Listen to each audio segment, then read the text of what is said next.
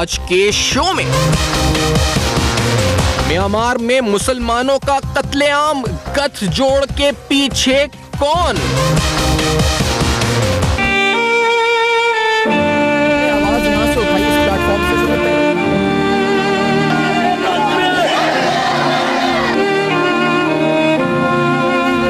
आवाम तक लेकर आना और फिर इस मसले की अब तक फॉलो भी करते हुए आ रहे हैं, जो मसला बर्मा के मुसलमान, रोहिंग्या मुसलमान जो इस वक्त से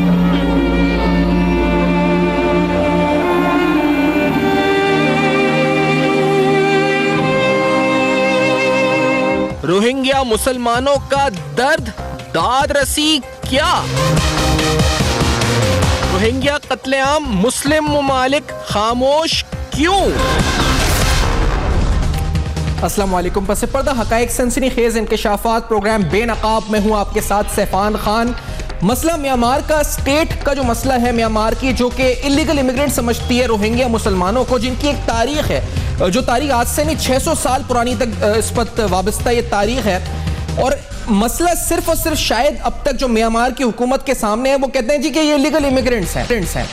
मसला इतना सिंपल होता शायद, लेकिन अब ये बात बहुत पेचीदा हो चुकी है। जो बात जिस पर म्यांमार की हुकूमत बार बार कायम है और कहती है तवातुर के साथ कि दीज आर इलीगल इमिग्रेंट्स, उस बात में अब दम इसलिए नहीं रहा है क्योंकि ये मसला ह्यूमैनिटेरियन बन चुका है। अगर वो इलीगल इमिग्रेंट्स भी हैं तो ये रोहिंग्या जिन्होंने तकरीबन 80 से 90 हज़ार की तादाद में बांग्लादेश का सफर इख्तियार किया है, हिजरत की है इन्होंने म्यांमार से बांग्लादेश की तरफ, और इस वजह से क्योंकि न सिर्फ रियासत म्यांमार बल्कि जो वहाँ के बुद्ध नेशनलिस्ट हैं, जो बुद्ध मजहब से ताल्लुक़ रखते हैं, उनकी तरफ से पुरतशद्दुद वाक़यात हमने देखे हैं, जो हमने सोशल मीडिया के जरिए ज़्यादा देखे। हमने अनफॉर्चुनेटली देखा कि वहाँ पर मीडिया और इंटरनेशनल मीडिया को बिलखुसूस ब्लॉक किया गया म्यांमार की हुकूमत की तरफ से। रियासत म्यांमार खामोश और बुद्ध नेशनलिस्ट मुतहरिक रियासत भी शामिल उसके अंदर, और उन्होंने यकीनी तौर पर प्रोसिक्यूशन शुरू करी, जिसकी वजह से न सिर्फ हम कहते हैं, बल्कि न सिर्फ पाकिस्तान, न मुस्लिम ममालिक, बल्कि अक़वाम मुत्तहिदा ये कहने पर मजबूर हो गया कि ये जो इस पर रोहिंग्या कम्युनिटी है, ये वो माइनॉरिटी है जो सब में ज़्यादा प्रोसिक्यूटेड या सब में ज़्यादा जिसके ऊपर जुल्म और सितम और वायलेंस हुआ है, जिसकी किताबें लिखी जा सकती हैं, जिसके फुटेजेस इतने अंदोनाक हैं, जिसकी इस वक्त जो चश्मदीद गवाह हैं उनसे पूछा जाए तो वो कहते हैं कि इतने शदीद और इतने खतरनाक किस्म के वायलेंस हैं। तो ये सब में प्रोसिक्यूटेड माइनॉरिटी है इस वक्त पूरी दुनिया में, यूएन कहती है। हालिया वाकयात में जिसमें तकरीबन 80 से 90 हज़ार लोग फ्ली करके गए बांग्लादेश की तरफ, इसमें भी एक इस वक्त अंदोनाक पहलू यह है कि दौरान सफर समंदर में जो म्यांमार और बांग्लादेश के बीच में है, वहां पर ये अफराद डूब कर हलाक हो गए, कश्तियों में पानी के अंदर डूब के हलाक हो गए। 17 ऐसे बच्चे शामिल हैं रिसेंटली जो डूब कर हलाक हो गए। तो न सिर्फ अपने मुल्क में महफूज, बल्कि जब सफर अख्तियार करते हैं बांग्लादेश का, तो बांग्लादेश का बॉर्डर आगे से बंद कर दिया जाता है। वहां पर भी इनको कोई खातिर ख्वाह इस्तकबाल किया, बल्कि नेगेटिव एटीट्यूड का सामना करना पड़ता है। रस्ते में समंदर में पानी के अंदर भी डूब कर काफी लोग मर जाते हैं। ये सूरत हाल है हमारे भाई, हमारे रोहिंग्या मुसलमानों की। ये मसला ह्यूमैनिटेरियन बन चुका है, जिस तरह मैंने पहले कहा, और इस सूरत हाल का हल क्या है प्रोग्राम में आज हम बेनकाब करेंगे। इसके पीछे गठजोड़ में शामिल कौन कौन है, क्या ये आलमी साम्राज्य, आलमी ताकतों का कोई खेल है, ये भी हम सवाल उठाएं। और जब मैं हल की बात करता हूं तो हम हल शॉर्ट टर्म और लॉन्ग टर्म दोनों बात करेंगे। मेरी मुराद यह है कि शॉर्ट टर्म से कि इस फौरी तौर पर इंसानी मसले को, जो इंसानी हुकूक का मसला बन चुका है, इसको हल करने के लिए क्या बांग्लादेश की गवर्नमेंट के साथ हमें मिलकर, तमाम मुसलमान, तमाम अक़वाम मुत्तहिदा, तमाम ममालिक को मिलकर इन रेफ्यूजीज के लिए पहले कुछ करना चाहिए, और उसके बाद म्यांमार की हुकूमत को किस तरह से यह बावर कराना चाहिए कि फंडामेंटल ह्यूमन राइट्स के खिलाफ आपके जो तमाम आमाल हैं वो हैं, और इस पर आपके खिलाफ इंटरनेशनल कोर्ट ऑफ जस्टिस, इसके अलावा दीगर फोरम्स के ऊपर डिप्लोमेटिकली कंस्ट्रक्टिव एंगेजमेंट के बाद उनको एंगेज कर उनको ये बात बावर कराई जाए म्यांमार की हुकूमत को, या फिर कोई और रास्ता इख्तियार किया जाए। आज के प्रोग्राम में हम ये तीनों सूरत हाल, long term, medium term, short term solution भी ढूंढेंगे। मसला रोहिंग्या मुसलमानों का आखिरकार बढ़ किस तरफ रहा है और इस ह्यूमैनिटेरियन क्राइसिस की वजह क्या है, प्रोग्राम में बेनकाब करेंगे। मेरे साथ रहेगा।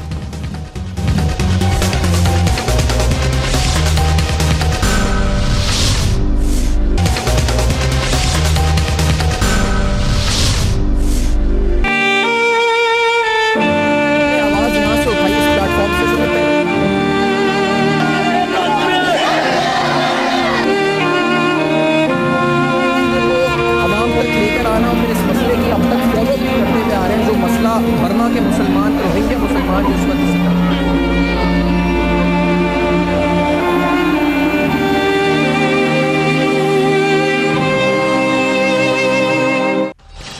Welcome back. आप देख रहे हैं बेनकाब। हमने आपको बताया कि मसला आखिरकार हम समझने की आज कोशिश करेंगे, लेकिन मसला सिर्फ और सिर्फ इसको कह देना कि ये नेशनलिस्ट बुद्धिस्ट है नहीं, ये ह्यूमैनिटेरियन ग्राउंड्स के ऊपर बड़ा मसला बन चुका है। इसका long term, medium term, short term solution क्या है, प्रोग्राम में जानेंगे। गठजोड़ है कोई इस वक्त ऐसी साम्राज्यिक कुव्वतों का जो ये करवा रही हैं, ये सिर्फ और सिर्फ ये कह देना कि इसके जरिए रेडिकलाइजेशन बढ़ जाएगी। साबिक सेक्रेटरी जनरल यूएन कहते हैं ये काफी होगा।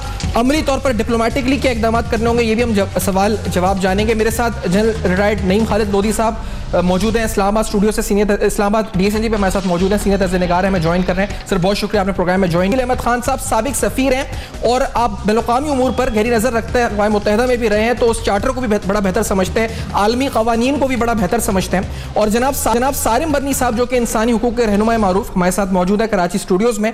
तमाम शख्सियात का बहुत शुक्रिया जिन्होंने प्रोग्राम में ज्वाइन किया।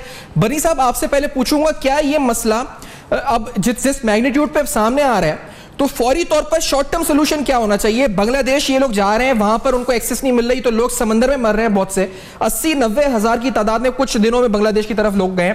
तो वहां की गवर्नमेंट को क्या करना चाहिए और हमारी गवर्नमेंट को क्या करना चाहिए इस सिलसिले में? सारिम बरनी साहब शॉर्ट टर्म। जी देखिए, मैं तो जैसे एक बात चली है कि लोग कह रहे हैं कि जी इनको बांग्लादेश शिफ्ट कर दिया जाए या दीगर ममालिक या तुर्की के जैसे सदर ने कहा कि जी बांग्लादेश इनको ले ले, मैं ख़र्चा दूंगा। मैं समझता हूँ ये गलत इक़दाम हैं। सही इक़दाम ये हैं कि इनको इनकी जगहों पे जो है रहने दिया जाए और वहीं सेटल किया जाए। इतने अरसे से ये मामलात आज तक के क्यों नहीं हल किए गए? ये मामलात जो बर्मा के दिखाए जा रहे हैं और देखे जा रहे हैं, इसमें से सिर्फ एक छोटा सा वाक़या हो जाए ना, अगर पाकिस्तान के अंदर किसी बच्चे को ज़बह करके या किसी तलवार से काट के या किसी को चढ़ के कोई भी दहशतगर्दी कर या औरत के साथ हो जाए, फिर आप देखें कैसे इंटरनेशनली तमाशा बन जाएगा ये, कैसे दुनिया जो है ना चढ़ जाएगी पाकिस्तान के ऊपर। और मुझे हैरत है कि बर्मा में जो सबको नजर आ रहा है, सुनाई दे रहा है, उधर कोई बोलने वाला सुनने वाला नहीं है, देखते हुए आंखें बंद कर रहे हैं, जबान बंद कर रहे हैं। क्या वजूहात हैं? फिर इसका मकसद ये है कि बर्मा के लोग ये नहीं कर रहे, बर्मा के लोगों से सब कुछ करवाया जा रहा है। कोई साजिश होगी, कोई पीछे होगे जो गेम जो आइंदा जाकर के समझ में फिर आएगा। नहीं, बर्मा के ये जो मॉन्क्स हैं, जो नेशनलिस्ट बुद्धिज्म कहा जा रहा है, आप कह रहे हैं इनसे को करवा रहे हैं ये सब कुछ? डेफिनेटली देखें, ऐसी तशद्दुद की भी कोई नौयत होती है, दहशतगर्दी की भी कोई नौयत होती है। जो कुछ बर्मा के अंदर हो रहा है एक अजीब अनोखी चीज़ हो रही है। आज एक फुटेज सामने आई, छोटे छोटे बच्चों को ग्रिल के अंदर वो जो है ना अजीब तरीके से टांगा हुआ उसको और उस पर तशद्दुद किया गया और काटा गया। ये एक अजीब चीज़ सामने ला रही है, यानी दुनिया को या मुसलमानियत को एक उजागर देने के लिए कि मुसलमान एक तरफ हो जाए, नॉन मुस्लिम एक तरफ हो जाए और दुनिया में एक फसाद फैल जाए। कुछ ना कुछ तो इसके पीछे गेम है। आपने कहा सिर्फ बांग्लादेश को नहीं बल्कि इनको वापस म्यांमार भेजना चाहिए, म्यांमार के अंदर इंतजाम करना चाहिए कि इनको वहां पर सहूलियात के साथ रहने की जगह फराम की जाए जो उनकी अपनी जगह है। वो आप ये कह रहे हैं? बिल्कुल मैं ये कह रहा हूं और ऐसे ही होना चाहिए। देखें, उनको वहां से निकालना ये अच्छी चीज नहीं है। उनके पास वो जगह है ना, तभी वहां बैठे, उस जबान के लोग हैं, उस हिसाब किताब के लोग हैं। मसला तो यही नहीं है सारे मनी साहब के, वो कहते हैं कि हम सन ऑफ द सॉइल हैं और वहां के हुकूमत ये कहती है कि they are not son of the soil, वो इलीगल इमिग्रेंट्स हैं, इसलिए उनको निकाल लें। तो वहां जमीन का ही तो मसला है कि वो उनको रहने नहीं देते वहां पे। नहीं, ये गलत चीज है। देखें, अच्छा चले हम इस पे आ जाते हैं, चले निकालने पे आ जाते हैं, उनको निकालते हैं। पाकिस्तान में क्या गैर मुल्की नहीं है? अफगानी यहाँ पे, बंगाली यहाँ है, बर्मी यहाँ है, दीगर ममालिक के और लोग हैं। हमें तंग भी करते हैं, हम तंग भी उनसे। तो क्या हम ये एक्ट करते हैं उनके साथ, इस तरीके के अंदाज में उनको निकालते हैं यहाँ से?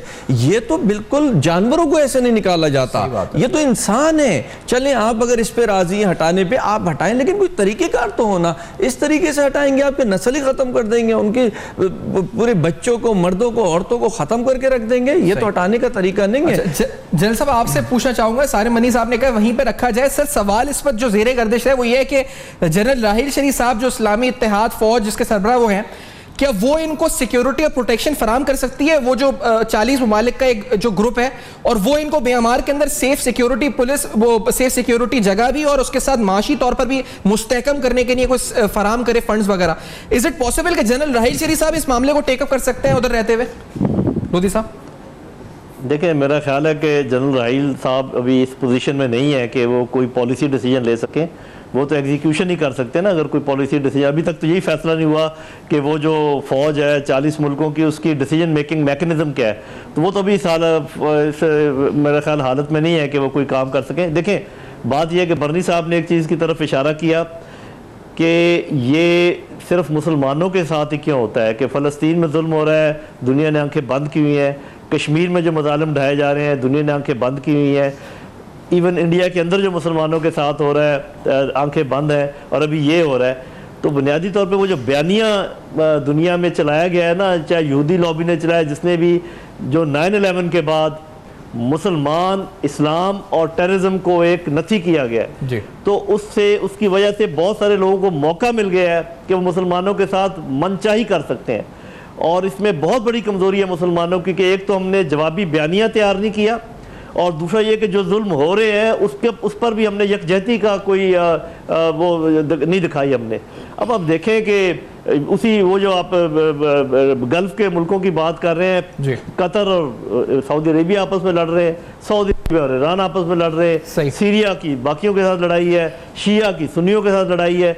तो जब आपकी अंदरूनी यकजहती का ये आलम हो तो फिर आप किसी के लिए क्या खड़े होंगे? हो सदाकत के लिए जिस दिल में मरने की तड़प, पहले अपने पैकरे खाकी में जा पैदा करे, अपने अंदर जान पैदा करो, कोई यकजहती का दिखाएं, तब जाके ये बात होगी। आपने जब सूडान को तकसीम करना था जी लोधी साहब, लेकिन एक सवाल आपसे पूछना चाहूंगा सर, जब दारफुर को सर ये इनफरादी तौर पर तो दलदल में फंसे हुए तमाम ममालिक अपने अपने अंदरूनी मसाइल में, लोधी साहब क्या फाइनेंशियली बांग्लादेश को या फिर डिप्लोमेटिकली बावर कराने के लिए जिस तरह तुर्की ने मदद के ऑफर किए कि आप इस वक्त कम से कम शॉर्ट टर्म सोल्यूशन तो ये करें कि इनको जो भी खर्चा आएगा वो हम उठाने को तैयार है, अगर 90,000 लोग हैं उनका खर्चा 10 अरब आता है या 20 अरब आता है, वी विल अफोर्ड दैट। तो आपके नजदीक क्या ये तो हम कर सकते हैं इस्लामी ममालिक के, भले हमारे आपसी मसाइल हैं लेकिन पैसे तो फंड्स तो हम इकट्ठे कर सकते हैं, डोनेशंस कर सकते हैं, चैरिटी में तो हम लोग दुनिया में माने जाते हैं। पाकिस्तान का तो आज भी नंबर बड़ा जबरदस्त आया चैरिटी जो करते हैं ममालिक, उनमें जेनरस कौम है पाकिस्तान भी, दीगर ममालिक भी, हम फंड्स जनरेट कर सकते हैं बांग्लादेश को फराहम करने के लिए।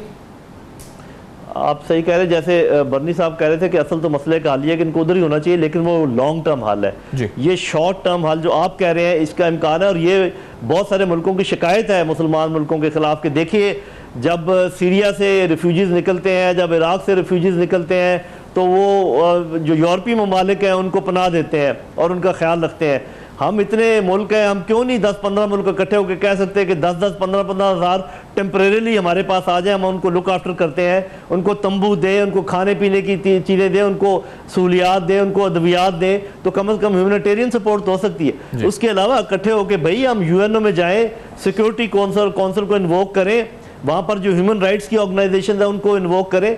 और ये मैं आपको बता दूँ कि जो गवर्नमेंट्स हैं दुनिया की वो तो अपना इंटरेस्ट देखती हैं, लेकिन जो लोग हैं दुनिया के उनको अपील अगर की जाए तो वो प्रेशर डाल के अपनी गवर्नमेंट्स के ऊपर बहुत सारे काम हो सकते हैं। तो वो तो अभी तक कोई ऐसा प्लेटफॉर्म हमारा शुरू ही नहीं हुआ, इन्वोक ही नहीं हुआ जहाँ पे जाकर ये इकट्ठे होके हमारी कोई आवाज़ सुन सके, हमारी कोई बात सुन सके। तो हम इंतशार का शिकार है खुद, हम टूटे फूटे हुए खुद, और हमारा ये ख्याल है कि आज उनकी बारी है, हमारी बारी नहीं आएगी, ये खाम ख्याली है।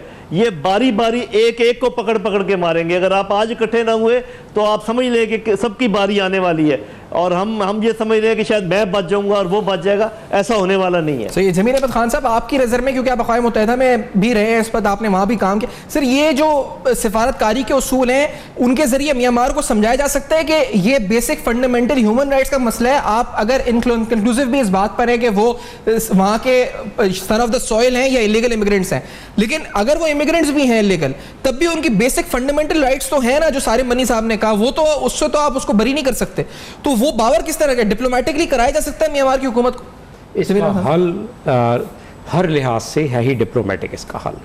और जहाँ तक बात हो रही थी कि इस्लामिक ममालिक की जो फोर्स है 46 ममालिक की, उनका तो ना चार्टर अभी आया है, ना उनका मैंडेट है, न ही ये नेटो फोर्स का मैंडेट है, न ही किसी और फोर्स का मैंडेट है। इसलिए कि यूनाइटेड नेशंस का इसमें कानून, जिसके मेंबर हम भी हैं और दुनिया के 194 ममालिक उसके मेंबर्स हैं, उन्हें उसकी पासदारी करनी है। अब इसको दो जावियों से देख लें, एक तो यह है कि इंटरनेशनल कानून क्या है, और दूसरा यह है कि सफारती इसके उसी कानून के नतीजे में सफारती हल क्या है उसके। तो लिहाजा पहली तो आपने कहा कि उनकी वहाँ इमिग्रेंट्स रोहिंग्यंस जो है वो 17वीं सदी में, अगर आप पिछली तारीख में जाएं तो अरब जब वहाँ गए उस खित्ते में तो वहाँ ये हिंदू से मुसलमान हुए। तो ये बहुत पुरानी तारीख है, उस तारीख में बहुत गहराई में मैं नहीं जाता। 17वीं सदी ईस्वी से जो अफराद वहाँ रह रहे हैं, इंसान वहाँ रह रहे हैं, उनको 1982 में आके उन्होंने अचानक बर्मा ने यानी कि म्यांमार ने अपना कानून तब्दील कर दिया 1982 में और कहा कि ये हमारे सिटीजन्स के इनके हकूक ख़त्म हो गए। ये दुनिया के जो ह्यूमन राइट्स के कन्वेंशन है जिसके के बर्मा भी सिग्नेटरी है, हम भी सिग्नेटरी हैं और बाकी ममालिक भी सिग्नेटरी हैं तकरीबन 99%। तो वो उन्होंने उस वक्त शोर नहीं मचाया कि भाई ये जो दुनिया का ह्यूमन राइट के जो कन्वेंशन है उसकी खिलाफ वर्जी है, उसमें क्योंकि आंखें उन्होंने दबा ली, ख़त्म हो गई बात। अब वो बढ़ते बढ़ते लावा, इसलिए कि आप अंदाज़ा करें रोहिंग्यन का तो हमारे ऊपर कर्ज है। उन्होंने पाकिस्तान जब बन रहा था तो उन्होंने कहा कि जी हम पाकिस्तान में शामिल होना चाहते हैं, एक सेपरेटिस्ट मूवमेंट उन्होंने उधर शुरू कर दी थी। जब ब्रिटिशर्स उधर गए ईस्ट इंडिया कंपनी के बाद तो उन्होंने वर्ल्ड वार 2 में जापानियों के खिलाफ वहाँ जाके खड़े हुए और जापानियों ने उनको खूब मारा। तो ये तमाम चीज़ों उन्होंने सोबतें बर्दाश्त की हैं। अब क्या हुआ? अब ये हुआ कि जब इन्होंने जो बुद्ध मत में जहाँ के जानवर का खून बहाना भी उनके मजहब में जायज़ नहीं है, जो कि इंसान की आज़ा से खेल रहे हैं, ये जो जुल्म बर्बरियत है, सालिम साहब इसका जिक्र कर चुके हैं। एक बात सारिम मनी साहब ने की है, मैं जमील साहब से पूछूंगा, वो कहते हैं कि ये कोई करवा रहे हैं इनसे। तो ये हमने देखा था कि मोदी साहब भी रिसेंटली गए थे और वहां पर दलाई लामा का जो किरदार है भारत के अंदर वो मौजूद है, उस पर जो लोग उंगली उठाते हैं कि उनकी तरफ से कंडेमनेशन नहीं आती है। एक तो वो नोबेल प्राइज विनर आंग सूची हैं, तो उस पर आपको लगता है जमीन साहब कोई करवा रहे हैं इनसे? देखिए, इसमें तो ये जो पेट्रोल डॉलर का खुमार जो है ना, बेसिकली वही इस चीज की बुनियाद बनता है। ब्रेक का कहा जा रहा है जमीन साहब, आफ्टर दिस शॉर्ट ब्रेक ये सवाल का जवाब जानेंगे और सॉल्यूशंस क्या हैं, क्योंकि हमें वर्कआउट करना है सॉल्यूशन। ये बात नहीं है कि हमें यहाँ बैठ के डिस्कशन करके इस मामले को समझना है, लेकिन इसका आगे हल क्या है, इस तरफ पहुंचना है। इस बेनकाब में इस ब्रेक के बाद मेरे साथ रहेगा।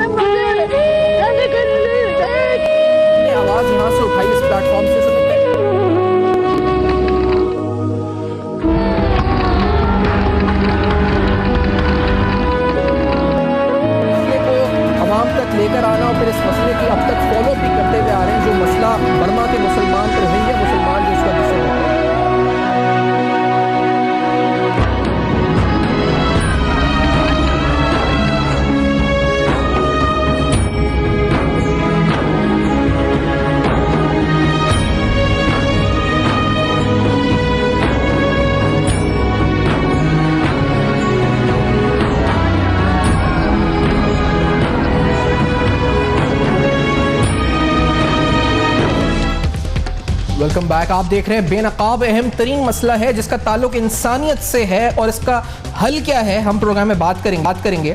मैंने कुछ ही देर कबल शॉर्ट टर्म सोल्यूशन की बात की थी, तो क्या बांग्लादेश में इमदाद के जरिए, जिसके लिए हम इस पर जेनरोसिटी के अंदर हम कहा जाता है कि हम पूरी दुनिया में हमारा नाम है, न सिर्फ हमारा बल्कि तमाम मुसलमान ममालिक का नाम है, इंडिविजुअली क्या कॉन्ट्रीब्यूशन कर सकते हैं, रियासती सतह पर क्या कॉन्ट्रीब्यूशन कर सकते हैं। मिसाल के तौर पर एक ही बात है इस वक्त, अभी जो पूरे पाकिस्तान में अभी ईद उल अज़हा गुजरी, पूरी दुनिया में आलम इस्लाम में, और यकीनी तौर पर शरई तकाज़े हैं, सुन्नत इब्राहिमिया, शरीफ फरीज़ा, लेकिन जो खालों का सिलसिला होता है जिसके ऊपर हम देखते हैं कि चैरिटी ऑर्गेनाइजेशन आपस में लड़ती हैं। कराची में तो हमने कत्लो गारत होती हुई देखी, अल्लाह का शुक्र अब सूरत हाल काफ़ी हद तक बेहतर है। तो तकरीबन 81 लाख जानवर इस वक्त अल्हम्दुलिल्लाह जो एस्टिमेट्स हैं बताते हैं कि ज़िबा हुए हैं। 26 अरब 50 करोड़ रुपये जिनकी मालियत बनती है। इनकी जो खालें हैं, इनकी खालों की जो इंडस्ट्री, टैनिंग इंडस्ट्री आगे एक्सपोर्ट्स करती है लेदर के हवाले से, वो कहते हैं इंटरनेशनल प्राइसेस गिर चुकी हैं, लेकिन उसके बावजूद भी जो एस्टिमेट्स आए थे कि अगर 25% खालें ज़ाया होती हैं तो उनकी मालियत 2.5 अरब रुपए बनती है ज़ाया होने वाली खालों की, तो इसका नुकसान हो जाता है इंडस्ट्री को। तो जो सही है, अगर मिला के 81 लाख जानवरों की, तो आप समझ सकते हैं कि 8 से 10 अरब रुपए खालों के जरिए अगर मोबिलाइज कर थ्रू एनजीओज या थ्रू द स्टेट ये 8-10 अरब रुपए भी जमा हो सकते हैं, जो कि बहुत हैं। शायद वहां के 80,000 लोगों के लिए जो अभी फ्ली कर हैं। सारिम बनी साहब, आप समझते हैं ये कोई मसला नहीं है? 8-10 अरब तो ये खालों पे हम लड़ के यहाँ पे लोगों को मार देते थे, इन्हीं से हो सकते थे जमा। देखिए, पाकिस्तान एक गरीब मुल्क है, अवाम भी गरीब है, चंद लोगों के साथ, लेकिन इस सब गुर्बत के बावजूद मेरा ये ईमान है, मेरा ये यकीन है, मेरा ये तजुर्बा इस मुल्क में कि सिर्फ एक आवाज़ लगाने की देर है। 8 अरब नहीं, 100 अरब नहीं, 200 अरब नहीं, खरबों रुपया जमा हो जाएगा। लेकिन बात वो ये है कि उसका इस्तेमाल अच्छा होना चाहिए, सही होना चाहिए। मैंने शुरू में कहा, मैं इस हक में नहीं कि उन लोगों को बांग्लादेश लाया जाए, मैं इस हक में ज़रूर हूँ ये पैसा जमा करके म्यांमार जाया जाए, रोहिंग्या जाया जाए, वहाँ पे उनकी जो है ना फलाह बहबूद के लिए खर्च किया जाए, उनकी सेफ्टी सिक्योरिटी के लिए खर्च किया जाए। ये पाकिस्तानी कौम है, ये ऐसे वक्त में चाहे लाख नाराज़गियाँ सही, ऐसे वक्त में एक होती है और इंसानियत की खिदमत के लिए खड़ी हो जाती है। कि हम इसको रियासती सतह पर नहीं बल्कि इंडिविजुअल कोई इस तरह की मुहिम स्टार्ट हो जिसके बाद ये मामला हो, तो क्या रियासती सतह पर पॉसिबल था ये? अभी तो हमारे पास मौका था, ये तमाम अभी ये खालों का जिक्र मैंने किया, यही 8-10 अरब रुपए था। कौन करे इसको? कोई लीड करेगा ना आगे के, बताए मुहिम शुरू करके कि हम करना शुरू कर रहे हैं, जिसके ऊपर क्रेडिबिलिटी भी हो, लोग पैसे भी दें जिसको। बिल्कुल। देखिए, रियासती सतह पे तो मैं नहीं समझता इतना अच्छा रिजल्ट आएगा, क्योंकि आपको पता है कि हम मकसद अवाम की एक नाराज़गी हमेशा हर हुकूमत से, इस हुकूमत से नहीं, हर हुकूमत से चलती रहती है। हाँ, हुकूमत ये ताउन करे कि अच्छे इदारों को, अच्छी NGOs को, अच्छे लोगों को सामने लेके आए, कमेटियाँ बनाए, अकाउंट खोला जाए, एक अकाउंट हो सबका, और हम सब बैठ करके अपील करें उसके लिए। जितने अच्छे इदारे वाले लोग हैं जो वाकई काम करना चाहते हैं या कर रहे हैं, उनको सामने ला करके अपील की जाए और जमा करके उन्हीं के में से कमेटी बना के बर्मा तक के भेजी जाए, दीगर जगहों तक जहाँ कैंप्स लगे वहाँ भी भेजा जाए, इसको प्रॉपर वे में काम किया जाए। लेकिन अभी हम जो वक्फे में एक बात हो रही थी, मैं उसको दोहराऊंगा कि ठेकेदार हम ना बने, ना पाकिस्तान ठेकेदार बने, हम हिस्सेदार बने। हर मुल्क को ये इस्लामी और मुस्लिम, ये मैं इससे हट के बात करता हूँ। पहले भी आपने एक प्रोग्राम किया था, मैंने यही कहा था कि इसको मुसलमानों का कत्लेआम नहीं देखा जाए, इसको इंसानियत का कत्लेआम देखा जाए, तो हम सब एक हो जाएंगे, हर रंग नस्ल का। मेरा ये यकीन है, इंडिया में रहने वाले हिंदू, उनका भी दिल दुख रहा होगा, अमेरिका में रहने वाले अंग्रेज, उनका भी दिल दुख रहा होगा, UK दीगर ममालिक में सबका दिल दुख रहा होगा। ये इंसानियत का मसला है, हम इसको मुसलमानों पे लेके जाएं। हो जरूर वहां पे वो एक वो मसला हो रहा है, और उसमें हो सकता है सारे मुसलमान ना हो, नॉन मुस्लिम्स भी हो, जिनको जलाया गया, काटा गया, मारा गया है। तो हमें इसको इंसानियत की निगाह से लेके चलना चाहिए। लेकिन अगर हम नहीं चलते तो क्या नुकसान है उसका? क्योंकि यहाँ पे तो मामला हमने देखा शुरू हो चुका है। देखिए, बहुत सारी बहुत से ममालिक में पेट्रोल बम्स मारे जा रहे हैं, म्यांमार की जो प्रोटेस्ट हो रहे हैं, एम्बेसीज के ऊपर हमले हो रहे हैं। लेकिन आप जो सेंटिमेंट की आप बात कर रहे हैं, निशानदेही कर रहे हैं, वो आप नेशनलिस्टिक और थोड़ा इस्लाम को उससे कह रहे हैं, तो उसका नुकसान क्या है अगर वो होता है? तो लोगों के जज्बात अगर भड़कते हैं, लोग आते हैं सड़कों पे, तो उसका नुकसान क्या है सर मनी साहब? नहीं, मैं नहीं समझता कि इसको ये आवाज़ दे के उठाना चाहिए। इसके जो मुझे देखें, मैं तज्जियाकार नहीं हूँ, सबसे पहले मैं बताऊँ, और तज्जियाकार की बातें और होती हैं, मैं तजुर्बेकार हूँ, मैंने तजुर्बा किया है, मुझे 27 साल हो गए इस फील्ड में, मैंने बहुत कुछ देखा है। मेरा तजुर्बा ये बताता है कि अगर ये आवाज़ उठाई गई और ये चीज़ें आगे आई तो एक बर्मा को नुकसान नहीं होगा, पता नहीं न जाने ये नुकसान कहाँ तक चला जाएगा। हम पे तो आएगा ही आएगा, और कहाँ तक जाएगा, फिर ये बड़ा मसले मसाइल बन जाएंगे। तो हमें इसको समेटना चाहिए, हर मुल्क को मिलकर समेटना चाहिए। और नुकसान क्या होगा, क्या नहीं होगा, यही नुकसान बहुत है कि वहाँ पे इंसानियत का कत्लेआम हो रहा है, मासूम बच्चों का कत्लेआम हो रहा है। सही बात है। Fundamental human rights, general Lodhi साहब, सारे मनी साहब ने बड़ी निशान दी। वो कहते हैं कि इसको, इस मसले को जज्बात की तरफ ना लेके जाया जाए, इसको हल किया जाए। अभी एम्बेसडर साहब यहाँ पर हैं, वो कहते हैं डिप्लोमेटिक एंगेजमेंट ही इसका वाहिद सोल्यूशन है। तो लोधी साहब, अब ये अगर सोल्यूशन भी यही है और चैरिटी रियासती सतह पर नहीं हो सकती, तो हम किस तरह से डिप्लोमेटिक लेंगे? हम तो अपने मसाइल में फंसे हुए, हर मुल्क अपने मसाइल में फंसा हुआ है। कौन लीड करेगा आगे? तुर्की लीड करे, बांग्लादेश लीड करे, कौन सा मुल्क लीड करके बोले कि इस मसले को हल होना चाहिए, म्यांमार से बात करें डिप्लोमेटिकली? OIC जी, देखिए, पहली बात तो ये है कि बिल्कुल सही कह रहे हैं बरनी साहब के ये किसी एक मुल्क के करने का काम नहीं है, ये मिलजुल कर करने का काम है। लेकिन ये हमें ध्यान में रखना चाहिए कि जो दुनिया की हुकूमतें हैं उनके इंटरेस्ट और होते हैं, या कि अवाम है उनकी हमदर्दी और तरह की है। तो जो बरनी साहब बात कर रहे हैं वो वैलिड है अगर हम दुनिया के अवाम की बात करें, कि हम अवाम को अपील करें दुनिया के। लेकिन अगर आप ये समझ रहे हैं कि दुनिया की हुकूमतें जो हैं उनमें ये एंगल नहीं है कि वो मुसलमानों को और तरीके से ट्रीट करते हैं। और क्या हो सकती है, अब बांग्लादेश ने सुना लेकिन है कि बांग्लादेश एक्सेप्ट में करना 5 लाख तो हैं ऑलरेडी ना, ये 5 बेशक लाख हमारे पास 30 लाख है। बात ये कानून की बात इस तो वक्त सर हो रही है। और लोगों को क्यों नहीं आने दे जी रहे? जी, उसी पे मैं आ रहा हूं। वजह है कोई उन्हें कह रहा है बांग्लादेश को कि उनकी वायरस वैसे ही भारत की तरफ ज्यादा। आपने बात की ना अभी, तो उसका जवाब ये है कि जो मल्टीलैटरल अप्रोच जो कानून के दायरे में है, जो इंटरनेशनल कानून के दायरे में है, उसके तहत अभी ये भी बात हुई, सालिम बर्नी साहब ने भी बात की कि पाकिस्तान में लोगों का दिल बड़ा वसी है, लेकिन किस तरह किया जाए, सही एनजीओज को सामने लेके जाए, उसके लिए दुनिया का प्लेटफॉर्म मौजूद है। यूएनएचसीआर के साथ पार्टनरशिप करें, यूनाइटेड नेशंस जो रेफ्यूजी कमीशन के हाई कमिश्नर है उनसे पार्टनरशिप करके कहें कि ये हमारे टर्म्स ऑफ रेफरेंस हैं, इस टर्म्स ऑफ रेफरेंस के तहत रोहिंग्यंस को ये इमदाद मिलनी चाहिए पाकिस्तानियों की तरफ से। वो बिल्कुल एक इंटरनेशनल तरीका है। और फिर आप कह रहे हैं बर्मी नहीं सर, वो बांग्लादेश से बात करनी चाहिए क्योंकि वहां पर 90,000 आए हैं ना, इस पर तो बांग्लादेश से या बर्मा से बात करनी चाहिए। पहले तो जहां रिफ्यूजीज आ रहे हैं उनसे बात करें, बर्मा से यानी म्यांमार से तो बात ये की जाए कि जुल्म बर्बरियत खत्म करो, क्योंकि वो कहते हैं ना कि जुल्म तादी जबरो सितम शाही आकाई कितने दिन, ये जो ये नोबेल लोरियल जो है और जो अपनी जड़ छोड़ चुकी, गिरना है उन दीवारों को। आप देखेंगे कि दुनिया का प्रेशर आने वाला है और आ रहा है। यूके ने इस पे कल सिक्योरिटी काउंसिल का इजलास बुला लिया है। जो हमारे लोग ख्वाब खरगोश के मजे ले रहे हैं ओआईसी वाले, जो उनको काम करना चाहिए, यूके ने कर लिया वो काम। और कल जो आ रही है, मुझे कभी उम्मीद है कि उसमें रेजोल्यूशन पास होगा, प्रेशर पड़ेगा। हमें चाहिए कि अगर हम कुछ और नहीं कर सके तो हिस्सेदार बने। सर अनफॉर्चुनेटली एक मसला बहुत बड़ा है नॉर्थ कोरिया वाला, लेकिन कल उस सिलसिले में तो हमने देखा था कि रेजोल्यूशन के लिए अमेरिका की तरफ से मूव हुआ कि पाबंदियां नाफिज होनी चाहिए, उधर से फिर रिएक्शन चाइना रशिया का भी आ गया। तो वो एक मसला है, नॉर्थ कोरिया यकीनी तौर पर न्यूक्लियर वॉर छिड़ सकती है, लेकिन ये मसला जिसमें अंदर हजारों लोग अपने रेफ्यूजीज बन चुके हैं, जानों को खतरा है, रेप हो रहे हैं औरतों के, बच्चों के सर, मतलब क्या क्या हो रहा है वहां पे मजालिम, किस तरह से हम डिफाइन करें, इस पर तो अभी तक कुछ नहीं हुआ यूएन की तरफ से। करें कि उसमें चैप्टर 6 में वही आर्टिकल 34 का मैं हवाला दूंगा, उसमें दिया हुआ है पाकिस्तान एक मेंबर कंट्री है, हमारी वहाँ बड़ी अच्छी मंदूब है, उनको ज़रा मुतहरिक किया जाए, उनको कहा जाए कि वहाँ रेजोल्यूशन 15 मेंबर्स हैं वहाँ सिक्योरिटी काउंसिल के, 10 उनके नॉन परमानेंट हैं, 5 परमानेंट मेंबर हैं जिसमें मुस्लिम ममालिक भी हैं, हमारे दोस्त भी हैं। हम उनसे प्रपोजर सेकेंडर बना के हम उसको हम एक रेजोल्यूशन पेश नहीं कर सकते। एक चीज यही ओआईसी का मामला है सारे मेरे साहब, क्योंकि हम इस प्रोग्राम से ये कह रहे हैं ना कि चैरिटी होनी चाहिए, और बहुत से लोग पाकिस्तान में सर हमने कहा कि लोग सुन रहे हैं, लोग शायद तैयार भी हों और करने को रेडी हो जाए। तो सर यहाँ पे सही जो जनरल साहब ने बात बताई, आप क्योंकि खुद एक आप एनजीओ चलाते हैं, यहाँ सही लोग हैं या इस मामले पे धोखा भी बहुत दही हो रही है? बहुत हो रही है। आपको अगर याद हो पिछला प्रोग्राम भले आप निकालें, आप देखें, मुझे अभी याद नहीं मैंने प्रोग्राम में कहा या प्रोग्राम के ब्रेक में कहा, मैंने ये कहा था कि ये लोग झूठ बोल रहे हैं कि हम बर्मा सामान लेके जा रहे हैं, हम बर्मा चीज़ें लेके जा रहे हैं। अगर कोई ये कहता पैसे लेके जा रहे हैं तो 2 मिनट को समझ भी लेता मैं कि चलो जी पैसे ले जाना आसान है, सामान ले जाना आसान नहीं है। लोग झूठ बोलते हैं, जमा करते हैं। अब तक मैंने देखे पहले प्रोग्राम में भी, आज के प्रोग्राम में, आज तो लोग इतने जज्बाती, अभी मैं बोलूंगा ना अभी आकर के देना शुरू कर देंगे, लेकिन हमने नहीं खेलना, हमने वो खेल नहीं खेलना जो बर्मा के साथ खेला जा रहा है, हमने वो पैसों में नहीं खेलना, हमने करना है तो बर्मा के लिए कुछ भला करना है। बड़ी आपने अहम बात बताई है।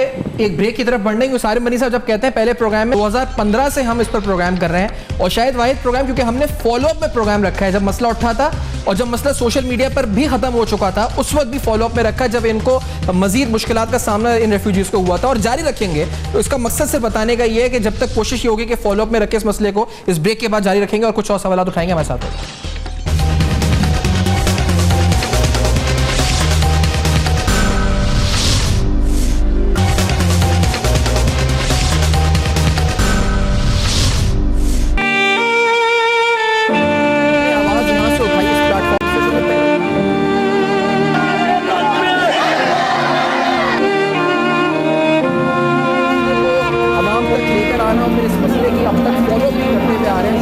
बर्मा के मुसलमान रोहिंग्या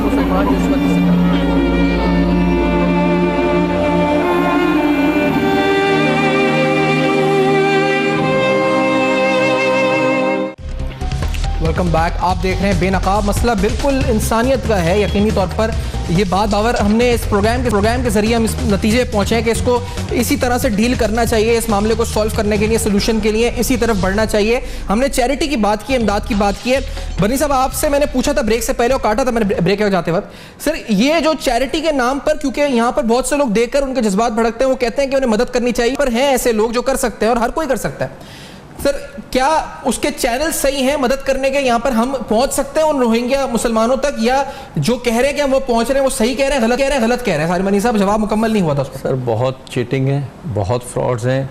लास्ट जब आपने प्रोग्राम किया था तो एक साहब हैं हमारे ही पाकिस्तान के अलंबरदार, दुबई में एक साहब है, उन्हें बड़ा दर्द हुआ बर्मा के मुसलमानों का हाल देख के, तो उन्होंने उनको कॉल की और ये उन्हीं के मुँह की बात आपको बता रहा हूँ मैं, और बुलाया। रातों रात वो गए और रातों रात वो ब्रीफकेस लेकर के वापसी आए। वो वहाँ से सिर्फ पैसे लेने गए थे और उसके बाद फिर यूरोप की साइड चले गए थे वो बर्मा के नाम पे। तो बात ये है, यहाँ फ्रॉड तो बहुत सारे हैं। ये जज्बात से काम ना करें लोग तो बेहतर है, ये अक्ल से काम करें। वहाँ कोई भी जाना मुमकिन नहीं। मीडिया हर जगह घुस जाता है, ये आप भी जानते हैं। सही बात है। जब मीडिया नहीं जा पा रहा तो एक बंदा पैसे लेके और सामान लेके वो किस तरीके से जा रहा है, हमें सोचने की जरूरत है। कोई रास्ते नहीं खुले, कोई वीजे नहीं मिल रहे उस जगह के, कोई राब्ता वास्ता नहीं है। वहाँ जो रहने वाले हैं, जो लोकल्स हैं, उनको मार रहे हैं, जला रहे हैं, कत्लो गारत कर रहे हैं। आप कैसे मजे में जा रहे हो, कैसे मजे में आ रहे हैं? तो ये सब चीजें आवाम को सोचने की जरूरत है, मैं समझता हूं। सही, तो इसमें फ्रॉड भी हो रहा है। जमील साहब ये मुझे बताएं, क्योंकि 3 या 4 लोग हैं जो तनकीद के निश्तर जिन पर जा रहे हैं। एक अमेरिका पर कहते हैं कि दूसरा कुछ लोग जो हैं वो अक़वाम मुत्तहिदा पर वो बजाएं कि अक़वाम मुत्तहिदा कुछ नहीं कर रहा, फिर OIC, और फिर जिस तरह मैंने पहला सवाल पूछा था वो सऊदी अरब और उन मुसलमान ममालिक पर सवाल उठा रहे हैं जिनके पास रिसोर्सेज हैं।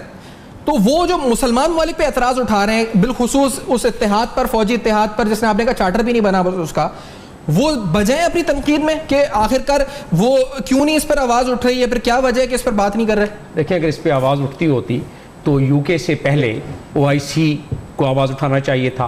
यूके ने भी उसी इंटरनेशनल कानून के तहत सिक्योरिटी काउंसिल की मीटिंग कॉल करने का कहा है, जिस इंटरनेशनल कानून के तहत एक बहुत बड़ा ब्लॉक है, 57 कंट्रीज हैं मेंबर जो OIC के हैं। अगर वो आवाज़ अपनी उठाते तो वो बहुत बड़ी और बहुत ऊंची आवाज़ होती।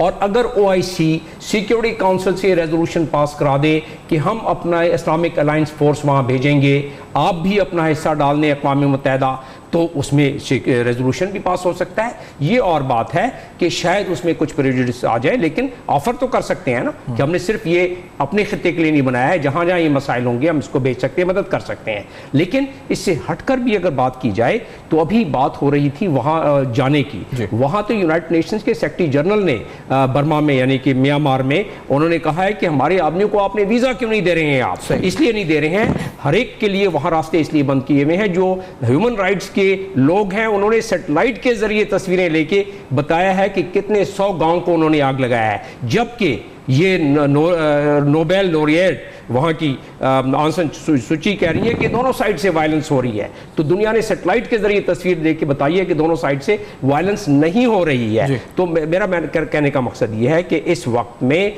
जबकि वहाँ हर एक चीज़ उन्होंने, इंटरनेट बंद किया हुआ है, सोशल मीडिया पे उन्होंने पाबंदी लगाई हुई है, मतलब उसको बंद किया हुआ है, ब्लॉक किया हुआ है, और उसके बाद वीज़ा नहीं दे रहे हैं। तो इस वक्त ज़रूरत है कि हम इंटरनेशनल कानून को लागू करने के लिए ये चैनल जो यूके ने अपनाया है वो इस्लामिक अच्छा, जनरल मोइनुद्दीन हैदर साहब भी हमारे साथ मौजूद हैं। जनरल मोइनुद्दीन हैदर साहब, बहुत शुक्रिया आपने प्रोग्राम में ज्वाइन किया। सर, सोल्यूशन क्राइसिस का जिसके बारे में हम यहाँ पर पाकिस्तानी मीडिया में शोर मचाएं या जिसकी जितनी भी आगाही क्रिएट करें, ये सोल्यूशन है या फिर प्रैक्टिकली कोई स्टेप्स हैं जो हमारी गवर्नमेंट को या बतौर इंडिविजुअल हम ले सकते हैं जिसके जरिए इस मसले को हल हम कर सकते हैं, वहाँ के इस ह्यूमैनिटेरियन क्राइसिस के हवाले से कुछ अमली इक़दाम हम कर सकते हैं? जनरल साहब, मेरा ख्याल है इस पर OIC का स्पेशल इजलास बुलाना चाहिए और इसको मसले को यूनाइटेड नेशन में उठाना चाहिए, और जो हमारे एम्बेसडर्स हैं मुल्कों में वो उनको अपना तशवीश जाहिर करना चाहिए अपने होस्ट मुल्कों से।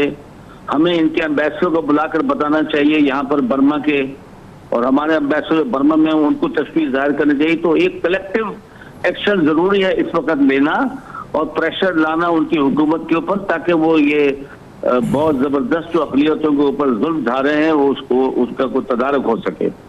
उन पर प्रेशर जब तक नहीं आएगा दुनिया जो है उनको प्रेसिडेंट डालेगी तो ये काम करते जाए, काफी अरसे से काम करते चले आ रहे सर हैं। आपको लगता है उनके पीछे किसी की बैकिंग है कि उनके, हम तो शोर पूरी दुनिया ही कर रही है, उनके पीछे कोई है जो उनको सपोर्ट कर रहा है जिसकी वजह से वो डटे हुए हैं? कोई बैकिंग नहीं है इस मामले में, किसी की बैकिंग नहीं हो सकती जी कि अपनी एक अकलियत को नेस्तो नाबूद कर दो, उनको मारते चले जाओ। तमाम दुनिया 1-2 आदमियों 4 आदमियों पर ह्यूमन राइट्स को शोर बचा देती है, यहाँ लाखों आदमियों को डिस्प्लेस कर रहे हैं, लाखों आदमियों को वो जला रहे हैं, मार रहे हैं।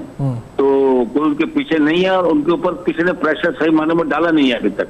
तो डिप्लोमेटिक प्रेशर भी आना चाहिए, जरूरी है तो फिर बोलो हम इंटरवीन करेंगे, हम आपके जनाब इस्लामिक कंट्रीज मिलकर इंटरवीन करेंगे। सर थ्रू इंटरवीन का क्या सोर्स, क्या मैकेनिज्म होगा, वो किस तरह करेंगे आप इस्लामी ममालिक? यानी फौज कोई नेटो की शक्ल बनाकर वहां पे भेजें मुश्तरका तौर पर, किस तरह से इंटरवीन करने की बात हो सकती है? रास्ता क्या होगा?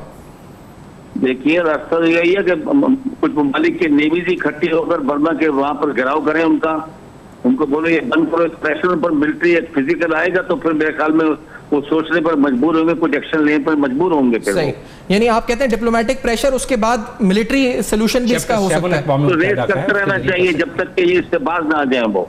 ठीक है। अच्छा जनरल लोधी साहब आपसे भी सर मैं पूछना चाहूंगा, जनरल मुनीर मेहता साहब ने जो सोल्यूशन दिया है, इसके अलावा सर ये जो भारत के अंदर मुसलमानों के साथ मजालिम हो रहे हैं, वहां पे बीफ लिंचिंग और ये तमाम चीजें हम देख रहे हैं कि सलूक किया जा रहा है, फिर इसराइल की मेंटालिटी, अमेरिका के अंदर ट्रम्प जो है उनकी भी रेसिज्म रिमार्क्स हमारे सामने आ चुके हैं, तो सर ये आपको लगता है it is a common mentality? General Lodhi साहब ये म्यांमार अकेला नहीं है, उसको लग रहा है कि वो कॉमन मेंटालिटी बन चुकी है इसलिए वो सपोर्ट कर रहा है इस मामले को?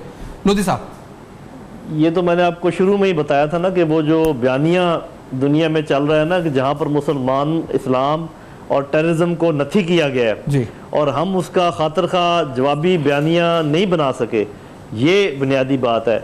मेरा अपना ये ख्याल है कि इस वक्त सबसे अहम रोल मीडिया प्ले कर रहा है और करना चाहिए, जैसे आप हैं, सोशल मीडिया है। देखिए सबसे पहले ये BBC और आपने तो खैर पहले प्रोग्राम करते रहे, लेकिन अब जो मामला उठा है ये BBC ने उठाया, ये CNN ने उठाया, ये जर्मन टेलीविज़न ने उठाया, और उसके बाद डिप्लोमेसी जैसे जमील साहब कह रहे हैं UK ने कि अब सब लोग उसकी सपोर्ट करें, OIC का इजलास बुलाएं और उसको करें। तो ये है media, diplomacy, invoking international laws, ये पहले होना चाहिए।